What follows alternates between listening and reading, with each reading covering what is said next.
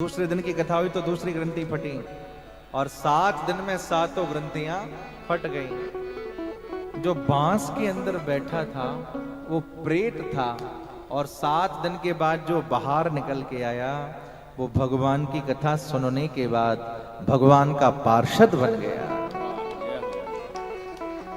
बोलिए भागवत भगवान की जय हो। दिव्य रूप धरो जात, दिव्य रूप धरो जात, दिव्य रूप धरो जात, दिव्य रूप धरो जात।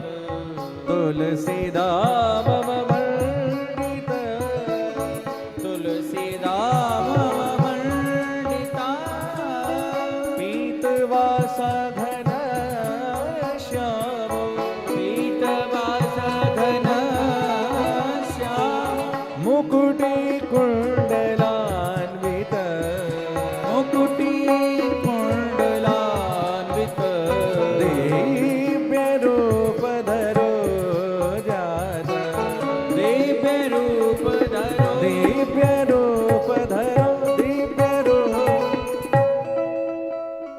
जो बांस में बैठा था वो प्रेत था और जो बाहर निकल के आया वो भगवान का पार्षद हो गया। ओ पीले पीले चमकीले वस्त्र पहन करके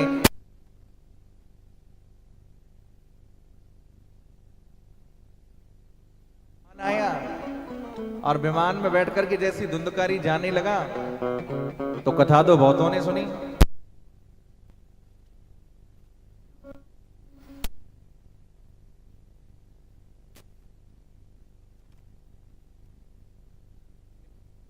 तो और भी तो बैठे हैं, उनको क्यों छोड़ रहे हो? देखो सुनने के भेद से फल का भेद हो जाता है। वैसे मुझे पता है अगर ऊपर से भी विमान आएगा तो अभी हम लोग यही कहेंगे, बोले महाराज अभी तो संसार के काम करने, अभी बाद में आना। भगवान के विमान में बैठ करके भी हम भगवान के धाम जाना अभी नहीं चाहेंगे।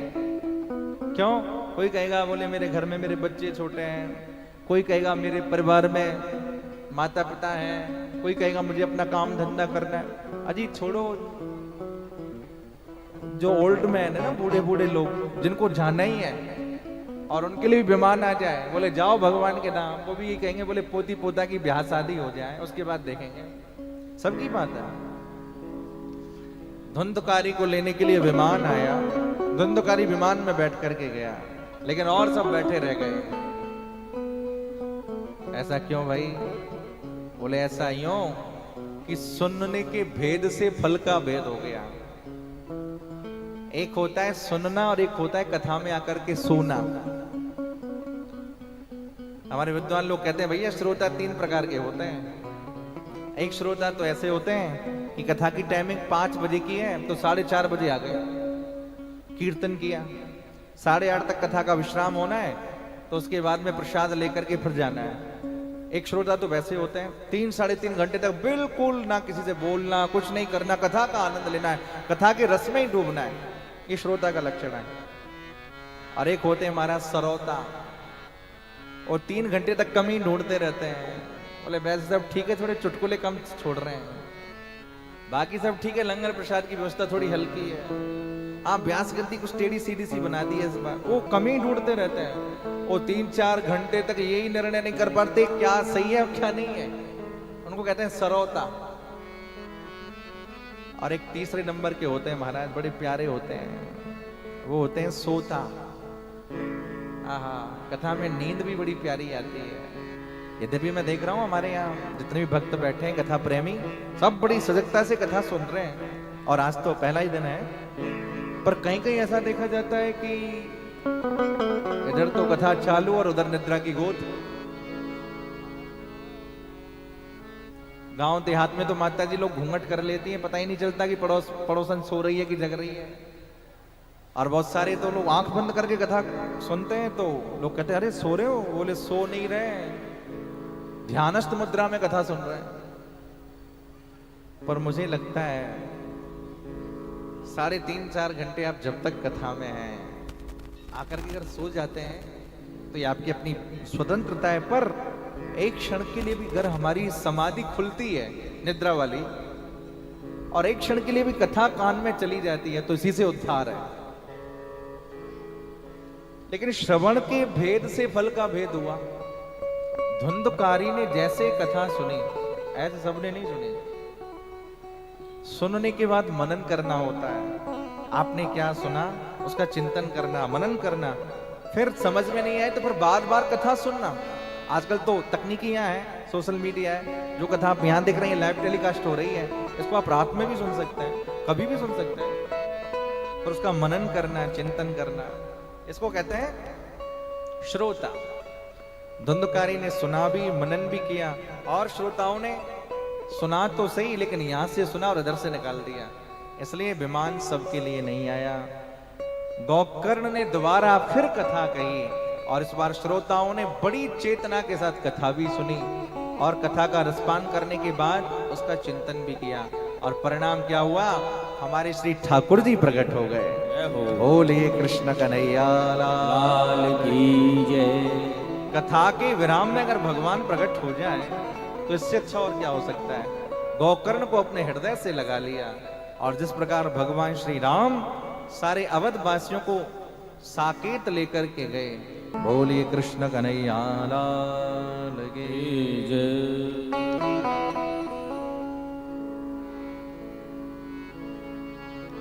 नारद जी ने कहा महाराज बस 1 मिनट में सुना दीजिए कि कथा 7 दिन में कैसे सुनी जाती है।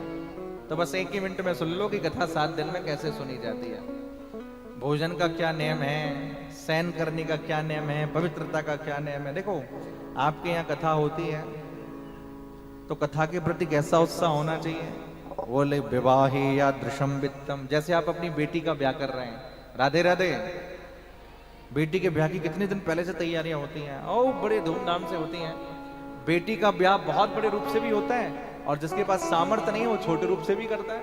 उसी प्रकार भागवत का अनुष्ठान अगर ईश्वर ने आपको सामर्थ्य दिया है तो खूब उदारता से करिए, विशालता से करिए, महानता से करिए। और अगर सामर्थ्य नहीं है तो छोटे रूप से भी करिए।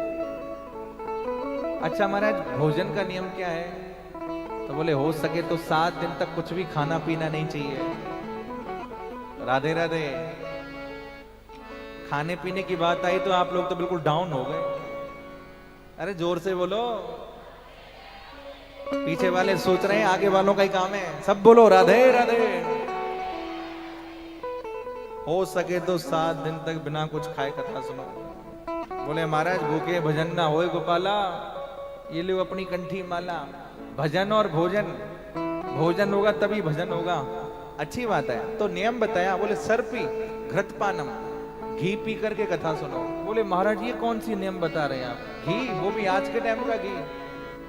तो पयपानम, दूध पी के सुन लो। बोले अपने को तो 5 बार मुख चलाने की आदत है महाराज। बोले चाहे दिन में 5 बार भोजन करो पर कथा में बार बार उठना बैठना नहीं पड़े, क्योंकि ज्यादा अन्न खाने से पर नींद आने लगती है ना। इसलिए जितनी सजगता के साथ में आप कथा सुनो वो आप ही के लिए है। इस प्रकार चर्चा ही हो रही थी कि उसी समय एक अद्भुत आनंद प्रकट हुआ है। प्रहलाद स्थान धारी तरल गति तया चोद्धव कांशधार।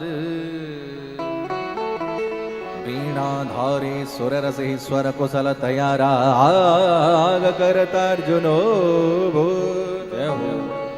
इंद्रो वादेन मृदंगम जय जय सुगरा कीर्तने ते कुमारा। यत्राग्रे भाववक्ता सरस रचनया व्यासपुत्रो बभूव। बड़ी सुंदर कथा हो रही थी। सनकादिक कथा सुना रहे थे, नारद जी कथा सुन रहे। हरिद्वार में श्री प्रहलाद जी महाराज प्रकट हो गए। हाथ में करताल लेकर के बजा रहे हैं। उद्धव जी कांसा बजा रहे हैं। देवर्षि नारद ने वीणा पर राग छिड़ दिया, राग माल को, और देवराज इंद्र मृदंग बजा रहे हैं। अर्जुन राग अलाप रहे हैं।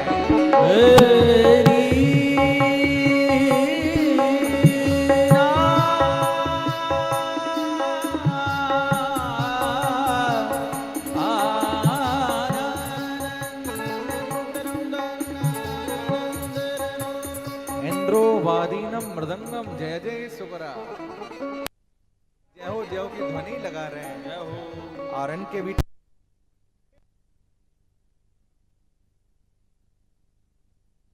व्याख्या कर रहे हैं। बड़ा सुंदर संकीर्तन हो रहा है। आइए उस संकीर्तन में हम लोग प्रवेश करते हुए अपनी वाणी को विराम देंगे। भाव और प्रेम के साथ सब गाएंगे। निकुंज में विराजे घनश्याम राधे राधे, निकुंज में विराजे घनश्याम राधे राधे, निकुंज में विराजे घनश्याम राधे राधे, निकुंज में विराजे घनश्याम राधे राधे, घनश्याम राधे राधे, घनश्याम राधे राधे, घनश्याम राधे राधे, घनश्याम राधे राधे, श्याम राधे राधे, घनश्याम राधे राधे। निकुंज में विराजे, कुंज में विराजे, निकुंज में विराजे घनश्याम राधे राधे, निकुंज में विराजे घनश्याम राधे राधे, निकुंज में विराजे घनश्याम राधे राधे।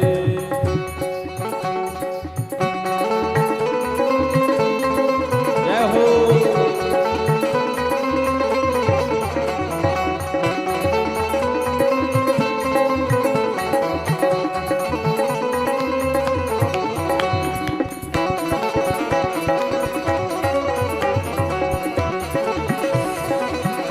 बांके बिहारी लाल की जय हो।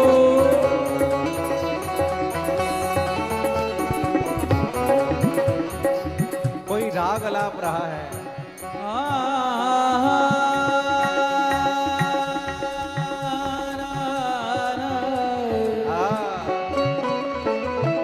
धनी सा गा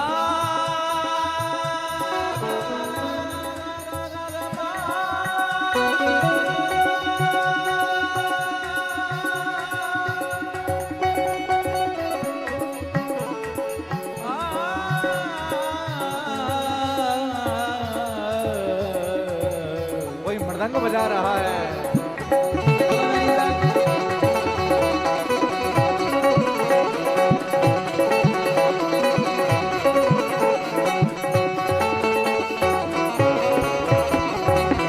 देखो, संगीत के 3 अंग होते हैं।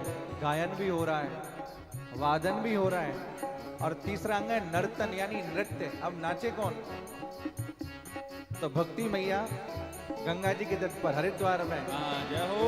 अपने पुत्र ज्ञान वैराग्य के साथ में नाच रही हैं।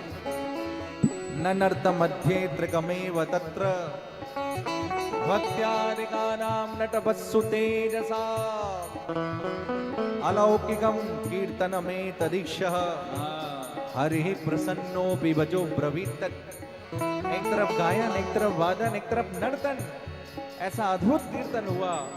इस कीर्तन को देख करके साक्षात हरि प्रकट हो गए हैं।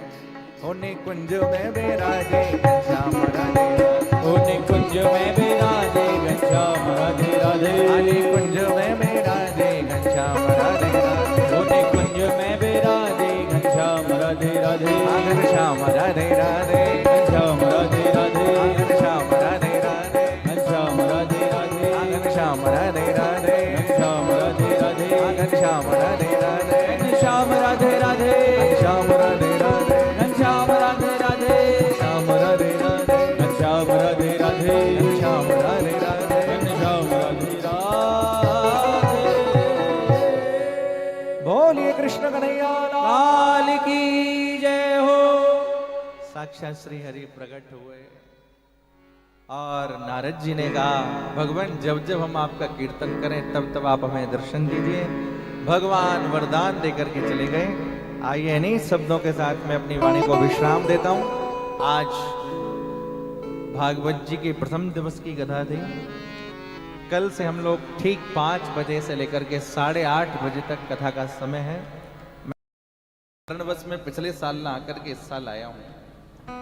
यद्यपि मैं आया था एक दिन के लिए कथा में, कथा के विश्राम के क्षणों में, लेकिन मुझे कथा के ही लिए पिछले साल आना था। लेकिन ठाकुर जी की इच्छा ऐसी थी कि नहीं अगले साल आना है, तो इसलिए 2025 में आप सबके बीच में हमारे शर्मा जी बैठे हैं। आप समस्त भक्त मंडली, महिला मंडली, सबके आयोजकत्व में श्रीमद् भागवत जी की कथा का आज से आनंद हो रहा है। ये बहुत अच्छी बात है कि कितने वर्षों से यहाँ प्रति वर्ष हर साल 19 से 25 अप्रैल ये फिक्स है कि यहाँ कथा होनी ही होनी है। तो कितने सालों से ये कथा का क्रम इस मंदिर की पुनीत पावन पवित्रतम धरती पर चल रहा है। और इस वर्ष हमारे ठाकुर जी की कृपा से मेरा इधर आगमन हुआ। मैं तो आज सुबह जब यहाँ दर्शन कर रहा था ठाकुर जी का, इतना आनंद आया क्या बताऊं, बहुत आनंद हो गया दर्शन करके। यद्यपि हमें रुकना तो कहीं दूसरी जगह भी था, हमारे शर्मा जी करे बोले महाराज वहां व्यवस्था करें, वहां मैंने कही नहीं, जहां मंदिर है वहां व्यवस्था करो। और आज सुबह से सचमुच में पंजाब की धरती के अंदर ये कुछ विशेषता है कि पंजाब के अंदर ठाकुर जी के इतने सारे भक्त हैं, इतने सारे प्रेमी भक्त हैं, क्या कहना।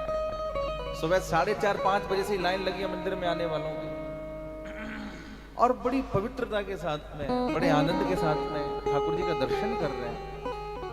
मंदिर भी सारे ठाकुर विराजे हैं।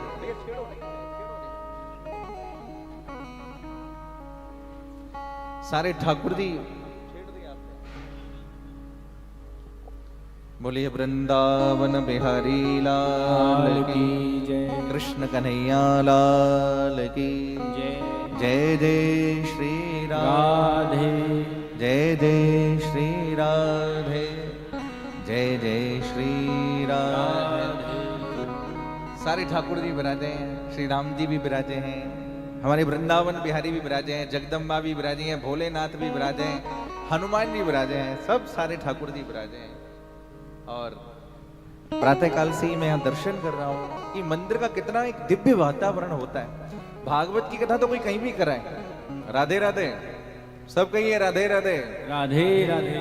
देखो भाई हम बरसाने वाले हैं, तो आपको सेवा करनी पड़ेगी, फिर बोलो राधे राधे। ठाकुर जी की कथा कोई कहीं भी कराए, भागवत की कथा आनंद देने वाली है, पर विशेष रूप से मंदिर में हो, मंदिर के प्रांगण में हो, तो कितने सारे भक्तों को लाभ होता है। और ये कथा प्रेमियों का, कथा यजमान का, कथा श्रोताओं का और कथावाचक का ये सौभाग्य है कि कथा का अनुष्ठान मंदिर के अंदर हो रहा है। अब जो आप दर्शन कर रहे हैं ठाकुर जी का, उन्हीं की आप कथा सुन रहे हैं, अथवा जिनकी आप कथा सुनेंगे उनका आपको दर्शन होगा। और मंदिर का वातावरण अपने आप में बड़ा दिव्य होता है, बड़ा आनंद देने वाला होता है। आज प्रातःकाल जब हम लोग दर्शन कर रहे हैं तो बहुत आनंद आ रहा था।